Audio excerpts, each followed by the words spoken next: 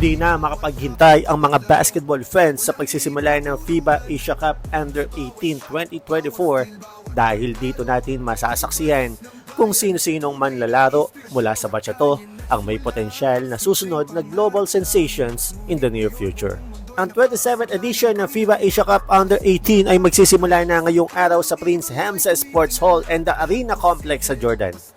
16 na teams hinati sa 4 na grupo. Sa Group A, andyan ang mga teams ng Australia, Chinese Taipei, Lebanon at Mongolia. Sa Group B naman ay kinabibilangan ng Iran, South Korea, India at Kuwait.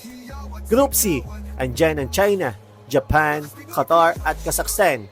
At sa Group D naman, na kung saan kabilang ang ating Batang Gilas, Pilipinas, kasama nila dyan ang New Zealand, Indonesia at ang host country na Jordan.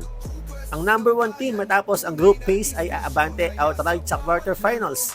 Ang second at third naman each group ay dadaan naman sa crossover qualification to quarterfinals. September 8 ang semifinals. Ang mga matatalo sa quarterfinals ay maglalaro din sa araw na yon para sa classification ng 5th to 8th place. Ang championship game ay sa September 9. Sa tournament na to, ang defending champion ay ang South Korea matapos pagharian ang 2022 edition matapos talunin ang Japan sa Tehran, Iran. Unfortunately para sa ating Batang Gilas, isang malungkot na balita ang nilabas kahapon ng Samahang Basketball ng Pilipinas. Ang ating number 1 player na si Andy Himao, na kabilang pa naman sa 9 player to watch ayon sa FIBA sa youth event na to, ay hindi na makapaglalaro dahil sa injury na natamo niya sa kanilang tune-up game laban sa Iran. Gayunpaman, ang ating Batang Gilas ay binubuo pa rin nila Kurt Velasquez, Mark Esperanza, Joaquin Lodovice, Wilhelm Cabonilas, John Curl Figueroa, Carl Vincent Manding, Jericho Santos, Louis Allen Perez, Nicolas Lorenzo, John Earl Medina, Mark Daniel Burgos at Charles Francis Esteban.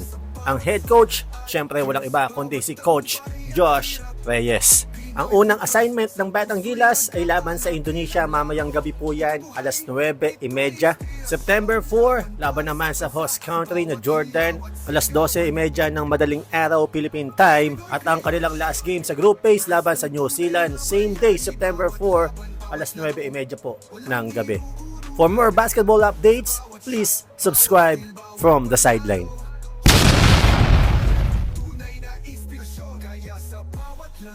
Taas noo ipakita, lakas ng Pinoy sa buong mundo'y ipamalas. Lahat ng hoopers, lahat ng Pinoy magkaisa. Sagot ng buhay tayo'y laging palaban, walang atrasan.